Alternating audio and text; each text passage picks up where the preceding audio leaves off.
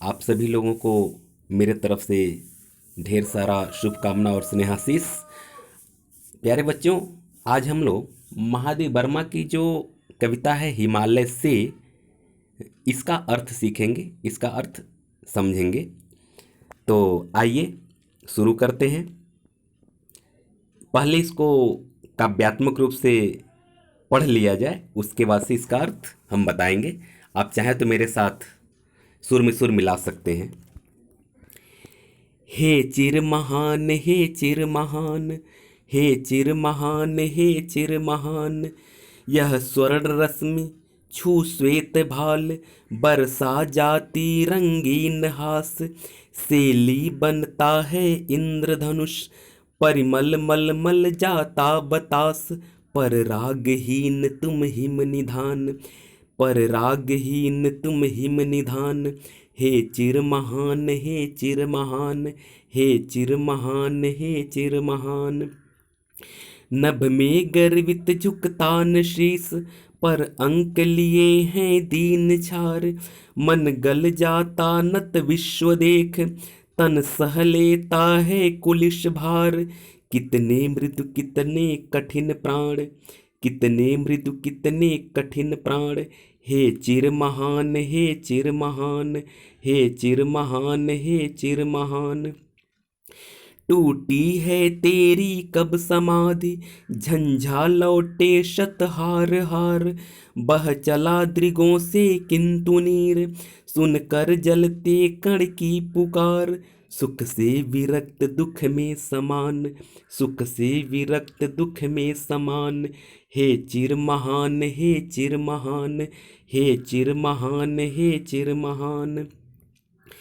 मेरे जीवन का आज मूक, तेरी छाया से हो मिलाप, तन तेरी साधकता छू ले, मन ले करुणा की थाह नाप, उर में पावस दृग में बिहान, उर में पावस दृग में बिहान, हे चिर महान, हे चिर महान, हे चिर महान, हे चिर महान, हे चिर महान, हे चिर महान, हे चिर महान, हे चिर महान। आइए अब हम लोग इसका व्याख्या देखते हैं। इसमें महादेव वर्मा जी हिमालय की विशालता और उसके महानता के बारे में वर्णन की हैं। वे कहती हैं कि हे हिमालय, तुम चिरकाल से, सनातन काल से महान बने हुए हो।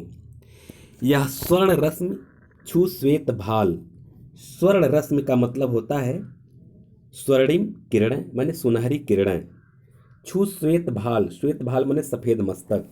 कहती हैं कि जब सूर्य की सुनहरी किरण तुम्हारे श्वेत भाल को, सफ़ेद मस्तक को स्पर्श करती हैं, तो वर्षा जाती रंगीन हास, तो उस पर एक रंगीन हंसी बिखेर जाती है। मतलब एक मनमोहक और आकर्षक छटा बिखेर देती है, जो हर किसी के हृदय को प्रफुल्लित और प्रसन्नचित्त करता है।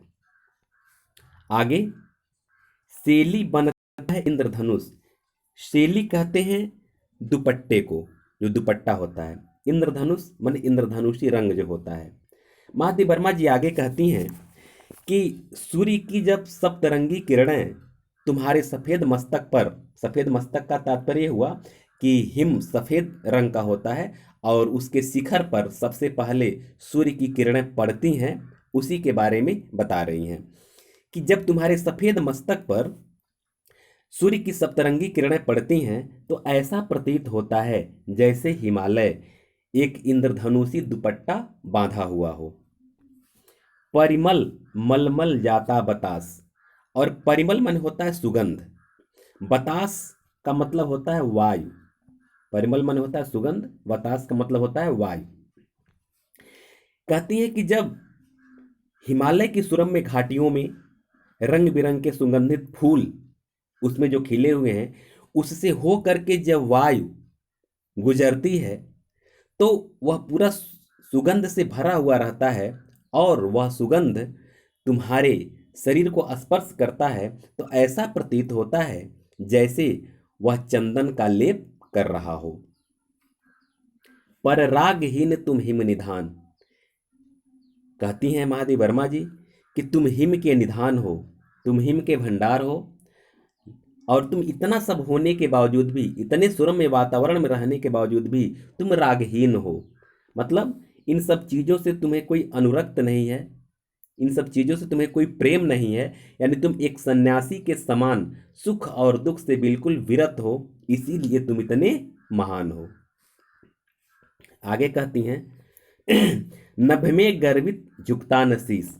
कह रहे हैं कि तुम्हारा जो सिर है यह नभ में गर्व से ऊंचा है, माने आकाश में गर्व से बिल्कुल ऊंचा उठा हुआ है, और यह सिर कभी भी किसी के सामने झुकता नहीं है। अगली पंक्ति देखिए, पर अंक लिए हैं दीन छार। वर्मा जी कहती हैं कि तुम इतने महान हो, गर्व से तुम्हारा सिर आकाश में ऊंचा उठा हुआ है, लेकिन फिर भी तुम्हारा हृदय इतना उदार है कि तुम अपने अंक में, अपने गोद में दीन छार, दीन मन होता है तुच्छ और छार मन होता है राख, यानी धूल, धूल या राख को कहते हैं। तुम अपने गोद में एक तुच्छ राख को रखे हुए हो, तुच्छ राख को धारण किए हुए हो।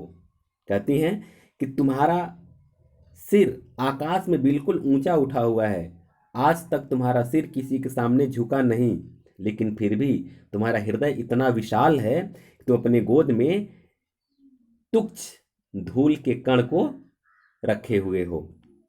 अगली पंक्ति देखिए, मन गल जाता नत विश्व देख, तन सह लेता है कुलिस भार। मन गल जाता है, मन का गलना का मतलब होता है कि हृदय द्रवित हो जाना, हृदय का द्रवित हो जाना। कहती हैं कि यह पूरा विश्व, पूरा संसार तुम्हारे सामने क्या है, नत है, झुका हुआ है। ये पूरा संसार तुम्हारे चरणों में, तुम्हारे कदमों में झुका हुआ है, और तुम इस संसार को जब अपने कदमों में झुका हुआ देखते हो तो तुम्हारा मन द्रवित हो उठता है। और वह द्रवित किस तरह से होता है कि तुम्हारे हिमालय से ये नदियां प्रवाहित होकर के इस संसार को सुख की अनुभूति प्रदान करती हैं, यानी तुम नदियों के रूप में अपने हृदय की द्रविता को स्पष्ट कर रहे हो।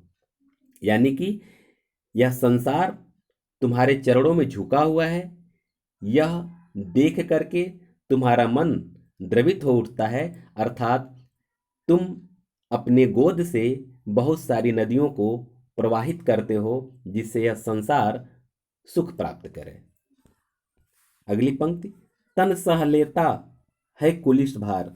और तुम्हारा शरीर इतना कठोर है, इतना मजबूत है कि कुलिश मन होता है वज्र, कि वज्र के प्रहार से भी तुम बिल्कुल थोड़ा सा भी विचलित नहीं होते हो। तुम्हारा शरीर इतना कठोर, इतना मजबूत है कि वज्र के प्रहार को भी वह सहन कर सकता है, और वज्र के प्रहार से भी तुम्हारा शरीर विचलित नहीं होता है। कितने मृदु, कितने कठिन प्राण। अगली पंक्ति में महादेवी वर्मा जी कहती हैं कि तुम्हारा शरीर कितना मृदु है। माने एक तरफ तो यह है कि संसार को झुका हुआ जब देखते हो तो तुम्हारा हृदय द्रवित हो उठता है, और दूसरी तरफ वज्र जैसे कठोर प्रहार को भी सहन करने की शक्ति तुम्हारे अंदर है, इसलिए तुम कठोर भी हो। यानी कह रहे हैं कि तुम एक ही साथ कठोर भी हो और कोमल भी हो। आगे देखिए, टूटी है तेरी कब समाधि। कहती हैं कि तुम, ऐसा प्रतीत होता है कि चिरकाल से समाधि में लीन हो, एक सन्यासी की भांति, एक तपस्वी की भांति तुम चिरकाल से समाधि में लीन हो। आगे है, झंझा लौटे सत हार हार। जो आंधी और तूफान, झंझा माने तूफान, सत माने होता है सैकड़ों, माने सैकड़ों बार तूफान तुमसे आ करके टकराए, लेकिन तुमसे हार मान करके लौट करके चले गए, लेकिन तुम्हारी समाधि को तोड़ नहीं पाए। तुम समाधि में बैठे हो तो बैठे ही रहे, तुम थोड़ा सा भी विचलित नहीं हुए। बह चला दृगों से किंतु नीर, सुनकर जलते कण की पुकार। कह रहे हैं कि बह चला दृगों से किंतु नीर, जब जलते हुए कण, जो तुम अपने गोद में धूल के कणों को आश्रय दिए हुए हो, वह कण जब दुखी होकर के तुम्हें पुकारते हैं, तुमसे सहायता मांगते हैं, तो तुम्हारे दृगों से, तुम्हारी आंखों से नीर बह चलता है, तुम्हारी आंखों से अश्रु प्रवाहित होने लगता है। अर्थात तुम नदी की धारा के रूप में या वर्षा की बूंदों के रूप में उस जलते हुए कण की पुकार को, यानी उस तप्त धूल को तृप्त करने का प्रयत्न करते हो, यानी उन्हें शांति प्रदान करते हो, उन्हें तृप्त कर देते हो। आगे, सुख से विरक्त दुख में समान करें। तुम सुख और दुख से बिल्कुल विरक्त हो, सुख और दुख तुमको प्रभावित नहीं कर सकते हैं, इसलिए तुम सुख और दुख में एक समान रहते हो। जिस तरह से कोई तपस्वी, कोई सन्यासी सुख और दुख में एक समान रहते हैं, उसी तरह से तुम सुख और दुख में एक समान बने रहते हो। वर्मा जी आगे कहती हैं, मेरे जीवन की आज मूक तेरी छाया से हो मिला। कह रही हैं कि मेरा जो मूक जीवन है, मूक माने होता है गूंगा, बहरा, यानी शब्दहीन से यहाँ मतलब है। मेरा जो शब्दहीन जीवन है, इस जीवन को मैं तुम्हारी छाया से मिला देना चाहती हूँ। तुम्हारी छाया से मिलाने का मतलब ये हुआ कि हे हिमालय, तुम इतने महान हो, तुम इतने गुणवान हो कि मैं तुम्हारे इन गुणों में अपने इस शब्दहीन जीवन को मिला देना चाहती हूँ। आगे कहती हैं, तन तेरी साधकता छूले, मन ले करुणा की थाहना। करे कि हमारा शरीर जो है तुम्हारी साधना को छू लेना चाहता है। तुम इतने दिनों से बिल्कुल शांत और निर्वेद भाव से समाधि में लीन हो करके इस संसार का कल्याण कर रहे हो। तुम्हारा यह गुण मुझे इतना आकर्षित कर रहा है कि मैं अपने शरीर को तुम्हारी साधकता में विलीन कर लेना चाहती हूँ। मन ले करुणा की थाहनाप, और तुम्हारा हृदय इतना दयावान है, इतना करुणामय है कि मेरा मन तुम्हारी इस करुणा मैं हृदय में समाहित कर लेना चाहती हूँ। मैं अपने मन को तुम्हारी करुणामय हृदय में समाहित कर लेना चाहती हूँ, यानी तुम्हारी करुणा से अपने मन को मैं मिला देना चाहती हूँ। उर्मे पावस दृग में बिहान करें। मेरे महादेव वर्मा जी कहती है कि मेरे उर में, मेरे हृदय में पावस, पावस होता है वर्षा ऋतु को कहते हैं, मेरे हृदय में एक वर्षा ऋतु जैसा आनंद प्रदान करने वाला एक धारा प्रवाहित हो रही है, और मेरी आंखों में बिहान माने नए ज्ञान का उजाला, नए ज्ञान का सवेरा हो रहा है। कहने का तात्पर्य है कि तुम्हारे इस गुणों से मैं इतनी प्रभावित हो गई हूँ कि मेरा भी हृदय कुछ तुम्हारा ही अनुकरण करके हमारे हृदय में प्रेम और ममता की धारा प्रवाहित हो रही है, और हमारी आंखों में एक नए ज्ञान का सवेरा, एक नए ज्ञान का बिहान उत्पन्न हो गया, एक नए ज्ञान का बिहान हो रहा है, एक नया सवेरा हमारे आंखों में हो रहा है। तो इस तरह से ये इनका जीवन परिचय हुआ।